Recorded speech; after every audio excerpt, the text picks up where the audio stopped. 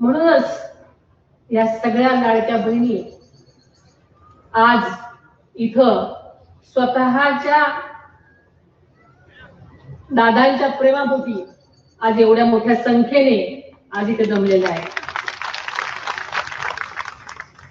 दादांसारखा दादा माणूस एकच, दुसरं कोणीही होऊ शकत नाही. पण दादांनी दाखवलेला मार्ग, त्या मार्गावरूनच आपण जनसेवा करणं हीच दादांना खरी श्रद्धांजली ठरू शकेल. मी आज या पोटनिवडणूक गटासाठी राष्ट्रवादी काँग्रेस पक्षाची उमेदवार आणि महायुतीचे उमेदवार म्हणून आदरणीय दादांच्या जनसेवेचे कार्य पुढे नेण्यासाठी म्हणून तुमच्या समोर उभी आहे.